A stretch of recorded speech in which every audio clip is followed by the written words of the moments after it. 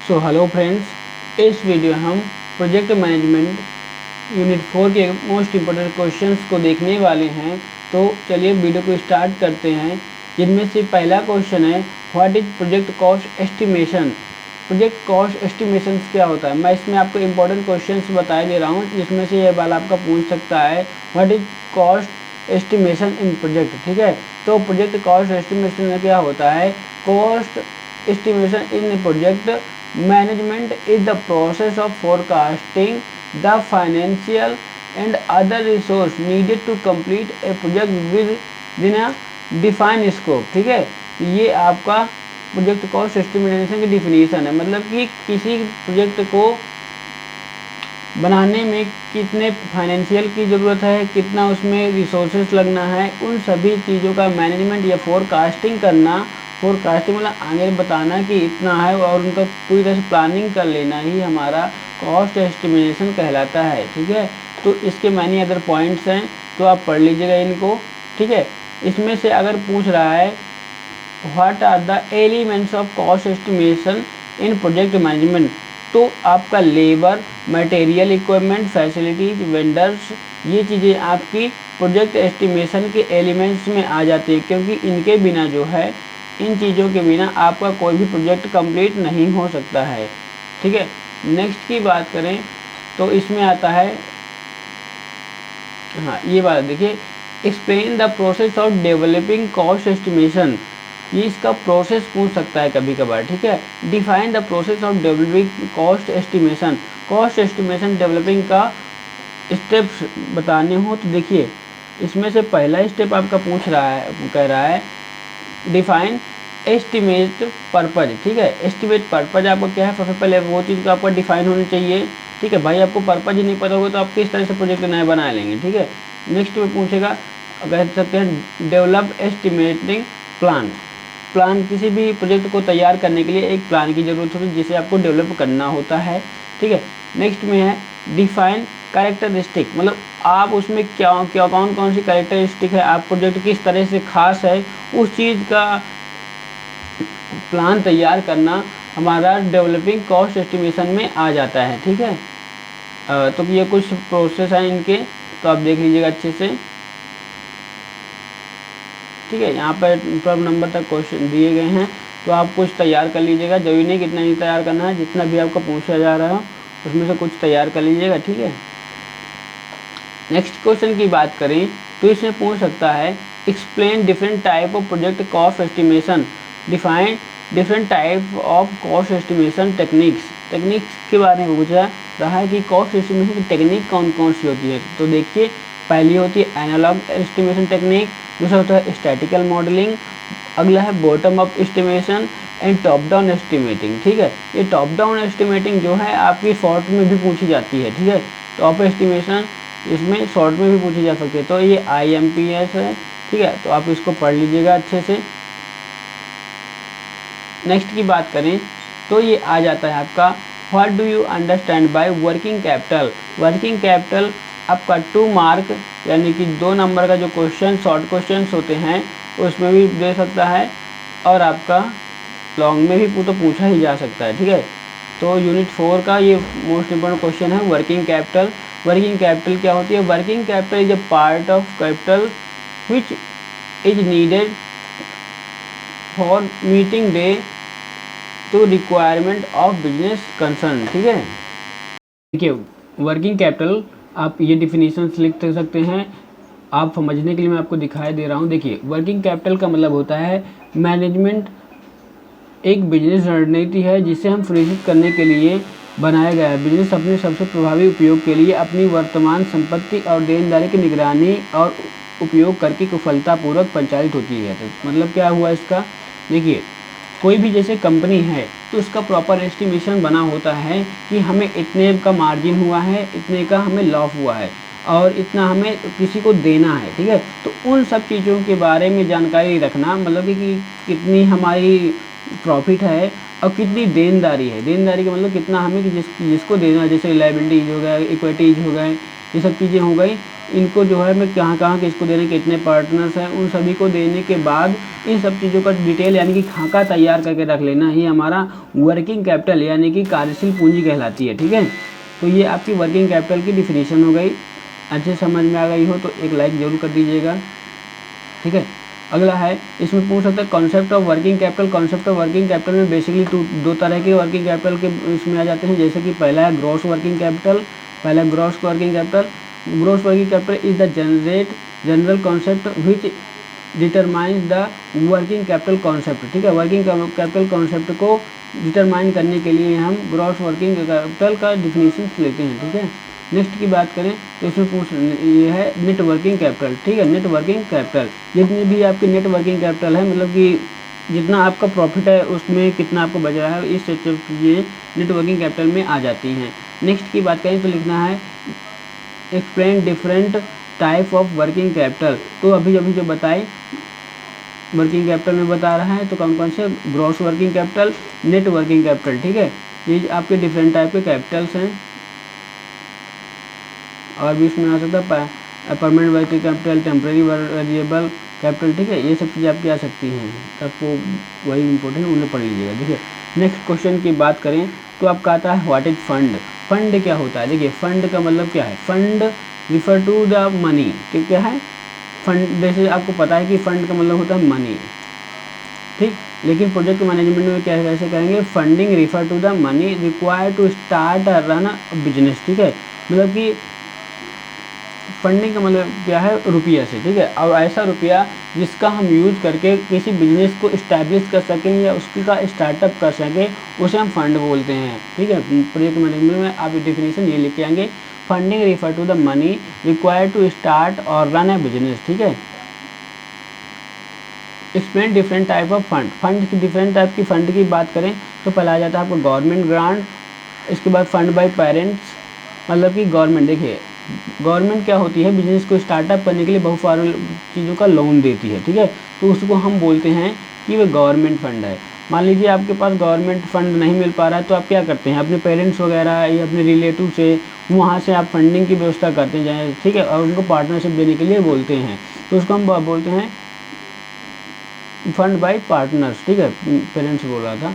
ठीक है, fund bye partners, यानी कि वही समझ लीजिए कि अगर मान लीजिए आपके पेरेंट्स वगैरह भी हैं या आपको कोई रिलेटिव वगैरह भी है या आपके कोई पार्टनर है, तो अगर उनसे आप मनी की सहायता लेते हैं तो आपको बोलते हैं फंड बाय पार्टनर। ठीक है, उनको आप पार्टनरशिप देते हैं और कुछ हिस्से का धार बनाते हैं। ठीक है, इसके बाद है बोरो मनी, आप जो उधार लेते हैं, इन्वेस्टर फंड्स जो आप इन्वेस्ट करते हैं। ठीक है, डोनेशंस वगैरह से स्टार कलेक्ट कर सकते हैं, तो ये आपकी जो है फंडिंग में आ जाती हैं। नेक्स्ट की बात करें तो लिखा है define and classify source of fund. Define and classify source of fund, source of fund को डिफाइन करिए और उसको क्लासीफाई करिए। तो इसमें देखिए सोर्स ऑफ फंड की बात करें तो आप इस तरह का ये वाला फिगर जो है अच्छे से आप याद कर लीजिएगा। ठीक है, तो ये फिगर आप जैसे आप बड़े याद कर लेंगे तो आप उसमें जाके लिख सकते हैं। जैसे सोर्स ऑफ फंड क्लासिफिकेशन क्या है, on the basis of periods है, on the basis of ownership है, on the basis of fourth generation है। ठीक है, पहले आप इस तीन तरह के इनको अच्छे से याद कर लीजिएगा, on the basis of period, on the basis of ownership, on the basis of generation. ठीक है, अब इसके बाद पीरियड क्या है तो इसमें क्या होगा, शॉर्ट टर्म भी हो सकता है, लॉन्ग टर्म भी होता है और मीडियम टर्म भी हो सकता है। ठीक है, तो इसमें से on the basis of period में तीन तरह के आपके टर्म हो सकते हैं, लॉन्ग टर्म के लिए भी कोई उधार दे सकता है, शॉर्ट टर्म के लिए भी दे सकता है या मीडियम टर्म के लिए भी दे सकता है। ठीक है, on the basis of ownership, ownership की बात करें तो लिखा है पहला हो सकता है ऑनर्स। ठीक है, इसके बाद बोरोवर फंड। ठीक है, दोनों के, क्योंकि बोरो आप जिससे करेंगे वो भी तो किसी कंपनी का ऑनर होगा, या आप जिस कंपनी के ऑनर हैं और उसमें आप पूरा का पूरा अपना पैसा लगाते हैं तो आपको ऑनर फंड हो गया। ठीक है, इसके बाद ऑनर बेसिस जनरेशन, जनरेशन की बात करें तो इंटरनल सोर्सेज भी हो सकते हैं और एक्सटर्नल सोर्सेज भी हो सकते हैं। ठीक है, एक्सटर्नल सोर्सेज में क्या कहते हैं, these are sources that lie outside of organisation. ठीक है, मतलब कि ऐसे सोर्स जो आपके ऑर्गेनाइजेशन से बाहर से हों और उनसे आप क्या कर रहे हों, सोर्स ऑफ फंड की व्यवस्था कर रहे हैं, मतलब कि फंडिंग उनसे ले रहे हों। जैसे सच हो सकता है, सप्लायर हो सकते हैं आपके, और कौन से हो सकते हैं, वेंडर्स हो सकते हैं, लेंडर्स हो सकते हैं, ये सब चीज़ें आपकी इसमें आ जाती हैं एक्सटर्नल में। नेक्स्ट क्वेश्चन की बात करें तो इसमें आ जाते हैं हम what is capital budgeting. Capital budgeting क्या होती है, capital budgeting is the process of making investment decision in long term assets. क्या है? It is the process of making investment decision in long term assets. It is the process of deciding whether or not invest in particular object as the invest possibility may not be. ठीक है, तो ये चीज़ आपकी capital budgeting में आ जाती है। Capital budgeting को और अच्छे से समझने के लिए मैं आपको हिंदी ट्रांसलेशन दिखा रहा हूँ। देखिए, कैपिटल बजटिंग क्या है? कैपिटल बजटिंग किसी कंपनी की मात्रा, बड़ी मात्रा में पूंजी और उसके अनुमानित लाभ का अनुमान शामिल होता है। ठीक है, मतलब कि क्या है कि कैपिटल बजटिंग का मतलब ये है कि जो भी आपकी कार्यशील पूंजी है, कार्यशील जो भी पूंजी है उसको आप किसी बड़ी कंपनी में लगा रहे हैं, बड़ी मात्रा में कंपनी में लगा रहे हैं और उसके बाद उससे कुछ लाभ का अनुमान शामिल कर रहे हैं। ठीक है, मतलब कि आप चाह रहे हैं कि अगर हमने इतना लगाया है तो आपको इतना मिलेगा, तो उससे हम बोलते हैं कि कैपिटल बजटिंग है। ठीक है, कैपिटल बजटिंग मतलब वर्कशील कार्यशील पूंजी का बजट आप तैयार कर रहे हैं। जो आपने धन लगाया है उस धन को का आप किसी लाभ से ही तो लगाया होगा। मान लो आप कहीं पर लगाते हैं, इन्वेस्ट करते हैं तो लाभ से ही तो करते हैं, तो उस चीज़ का पहले से अनुमान लगा लेना ही हमारा वर्किंग वो कैपिटल बजटिंग कहलाता है। ठीक है, तो आई होप कि समझ में आ गया होगा। इसके आप ऑब्जेक्टिव्स पढ़ सकते हैं। ऑब्जेक्टिव क्या होते हैं? ठीक है, इसमें देखिए, explain the phases in process of capital budgeting. इसमें आपका हाँ, explain all the process of capital budgeting. इसके कैपिटल बजटिंग के प्रोसेस हैं। ठीक है, तो आप इनको पढ़ लीजिए। प्लान, जैसे प्लानिंग हो, एनालिसिस हो गया, और फाइनेंसिंग हो, इम्प्लीमेंटेशन हो गया, रिव्यू हो गया। तो आप ये वाला फिगर अच्छे से याद कर लीजिएगा, तो आपको क्या हो जाएगा, इसमें क्लियर हो जाएगा। नेक्स्ट है इसमें advantages and disadvantages of capital budgeting. Capital budgeting के एडवांटेज क्या हैं और डिसएडवांटेज क्या हैं, आप उनको भी अच्छे से पढ़ लीजिएगा। अब मैं इंपॉर्टेंट क्वेश्चंस बस आपको बता दे रहा हूँ। ये इसमें से 13 number, what do you understand by risk. Risk देखिए, रिस्क एंड अनसर्टेनिटी, इसमें आपका डिफरेंस हो सकता है। रिस्क क्या होती है और अनसर्टेनिटी क्या होती है, इनमें आपका जो है डिफरेंस दोनों में पूछ सकता है। ठीक है, तो आप इनको जो अच्छे से है तैयार कर लीजिएगा। सबसे पहले आपको रिस्क लिखना है और रिस्क के बाद आप उसमें अनसर्टेनिटी लिखेंगे। इसके बाद अगर दोनों पूछ रहा है डिफरेंट, तो आप उनको अलग से डिफाइन कर देंगे, उनको डिफरेंट कर देंगे। ठीक है, रिस्क क्या है? जैसे कि अनप्लान इवेंट कोई होती है, जैसे आपने को किसी रिस्क मतलब ये है कि आपने उसको प्लानिंग वगैरह या आपको पहले से नॉलेज नहीं है कि ऐसा हो सकता है, उसको हम बोलते हैं रिस्क। ठीक है, रिस्क में क्या होता है, ये आपके प्रोजेक्ट को हार्मफुली भी इम्पैक्ट कर सकती है और इसमें आपका लाभ भी हो सकता है। ठीक है, बेनिफिट भी करा सकता है रिस्क। ठीक है, तो ये इसे हम बोलते हैं रिस्क में। अनसर्टेनिटी में बात करें, देखिए मैं डिफरेंस बता दे रहा हूँ। देखिए, अनसर्टेनिटी की बात करें तो इसमें आप इसको प्री डिफाइन नहीं कर सकते हैं, ये एक तरह की पॉसिबिलिटी होती है। ठीक है, you cannot predict the possibility of future outcome. ठीक है, मतलब फ्यूचर में क्या होने वाला है उसको आप प्रिडिक्ट नहीं कर सकते, तो उसको हम अनसर्टेनिटी में लेते हैं। नेक्स्ट क्वेश्चन की हम बात करें तो इसमें आपका आ जाता है ये वाला, explain the risk management process. Risk management process क्या है, इसको आपको तैयार कर लेना है अच्छे से। ये आपको फिगर बना लेना है अच्छे से, एक बार आप रफ में ट्राई कीजिएगा, इसके बाद फिर जाके उसमें लिखिएगा। ठीक है, तो आप घर में आप जब रिवीजन कर रहे हैं उस चीज़ का, तो आप इसको अच्छे से बना लीजिए, जैसे monitor, review, risk, trait risk, risk management process, identification risk, analysis risk, ये सब चीज़ें पूछ रहा है, तब इसको अच्छे से तैयार कर लीजिएगा। नेक्स्ट क्वेश्चन की बात करें, नेक्स्ट क्वेश्चन में आप explain technique for managing risk in a project. देखिए, technique for managing risk in project को किस तरह से मैनेज करते हैं, उन टेक्निक्स के बारे में आपसे पूछ सकता है। तो आपकी पहली होती है ब्रेनस्टॉर्मिंग और दूसरी है रूट केस एनालिसिस।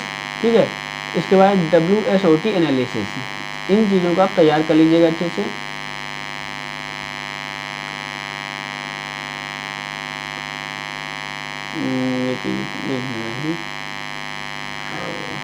हाँ, देखिए पार्ट 5 में देखते हैं। तो क्या है, what is the project financial statement. Project financial statement क्या होता है, ये भी इम्पोर्टेंट नहीं है, ठीक है।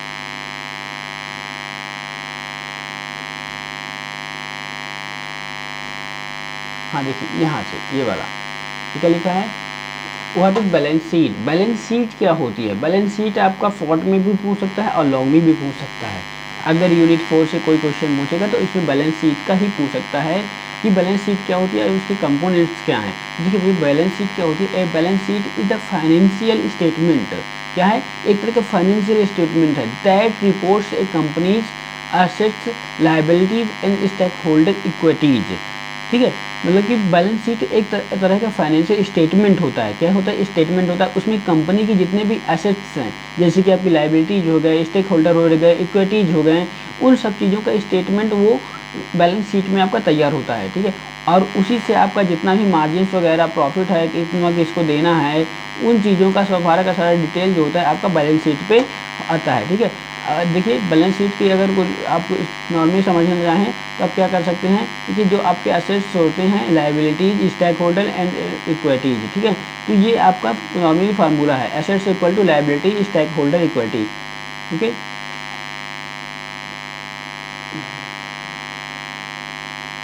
तो ठीक है, अब नेक्स्ट की बात करें तो लिखा है explain with steps the preparation of project balance sheet. Balance sheet को आप किस तरह से बनाते हैं, उस चीज़ के स्टेप्स आपको लिखने हैं। ये इस चीज़ को आप देख लीजिएगा, जैसे को pick up the balance sheet, date, list the balance assets, मतलब कि इसमें कौन कौन से लोग हैं, ठीक है, लिस्ट ऑल द एसेट्स आप उसमें कौन कौन से यूज कर रहे हैं, उन सब चीज़ों का आपको ढांचा तैयार करके एक बैलेंस शीट बनानी होती है। नेक्स्ट है इनकम स्टेटमेंट। इनकम स्टेटमेंट आपको क्या होती है, देखिए इनकम स्टेटमेंट की बात करें तो an income statement is one of the 3 along with balance sheet, ठीक है। An income statement is one of the 3 major financial statement that reports a company's finance performance over the specific accounting period. तो देखिए आपका balance sheet जो तो income statement जो होता है ये बेसिकली 3 तरह से मिलकर बना होता है। फर्स्ट की बात करें तो आपका जो रेवेन्यू हो गया, और इसके बाद जो आपका टोटल एक्सपेंस हो गया, ठीक है। नेट इनकम मतलब इनकम आपका जितना भी हो रहा है, मतलब जितनी आपने रेवेन्यू किया है और जितना आपको प्रॉफिट हुआ है। टोटल एक्सपेंस और प्लस लॉस, मतलब जितना भी आपने एक्सपेंस किया वो खर्च किया था और उसमें जो भी आपका लॉस हुआ है, अगर आप टोटल रेवेन्यू और प्लस गेन कर देंगे और फिर माइनस करेंगे टोटल एक्सपेंसेज प्लस लॉस करके, तो आपका जो है सेट इनकम या नेट इनकम आ जाएगी, ठीक है। तो ये फार्मूला होता है इनकम स्टेटमेंट निकालने का। इससे कुछ आपके न्यूमेरिकल क्वेश्चंस भी आ सकते हैं, तो आप 1-2 रिवीजन कर लीजिएगा। अब इसमें भी देखिए सेम वही है, जिस तरह आपने बैलेंस शीट बनाना है। अब इसमें जो नेक्स्ट क्वेश्चन आपसे पूछ सकता है कि आप किस तरह से इनकम स्टेटमेंट बनाते हैं, इसको भी आप तैयार कर लीजिएगा।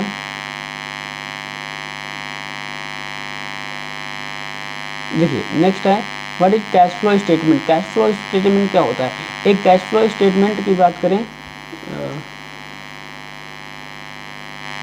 तो देखिए कैश फ्लो यानी कि CFS statement is the financial statement that summarise the amount of cash and cash equivalent entering and leaving a company. मतलब कि कैश फ्लो क्या है, देखिए कैश फ्लो स्टेटमेंट की अगर हिंदी में बात करें तो ये होता है आपका जो नकदी स्रोत है, मतलब कि जहाँ से आपका नगद रुपया आ रहा है। क्या है, नगद रुपया आ रहा है, यानी कि कैश में आपका पेमेंट हो रहा है, उन चीज़ों का आदान प्रदान, इन सब चीज़ों में नज़र रखना ही हमारा कैश फ्लो स्टेटमेंट कहलाता है, ठीक है। कैश फ्लो स्टेटमेंट आप देख सकते हैं, कैश फ्लो नकदी और स्रोत को दिखाता है और इनकम और आउटगोइंग नज़र पर मनी पर नज़र रखता है, ठीक है, कैश फ्लो स्टेटमेंट। नेक्स्ट की बात करें तो इसमें है mention the step required to prepare cash flow statement. देखिए बैलेंस शीट हो गया, अब इनकम स्टेटमेंट हो गया, और इसके बाद इसमें कैश फ्लो स्टेटमेंट हो गया। इन चीज़ों को आपको प्रिपरेशन करना, ये तैयार कर लेना है स्टेटमेंट, किस तरह से आप प्रिपेयर करते हैं। इसके बाद आप इसमें डिफरेंस पूछ सकता है, ये सब चीज़ें इसका डिफरेंस है। ये आपका basic difference fund flow statement and cash flow statement में इसके डिफरेंट पूछ सकता है, दोनों डिफरेंट क्या है। पार्ट 6 में आपका प्रोजेक्ट रिपोर्ट आती है। प्रोजेक्ट रिपोर्ट क्या है और आप प्रोजेक्ट रिपोर्ट किस तरह से बनाते हैं, इसका ऑब्जेक्टिव क्या है, ये आपका मोस्ट इंपॉर्टेंट क्वेश्चन पूछ सकते हैं। ठीक है, तो आप देख लीजिएगा इन्हें।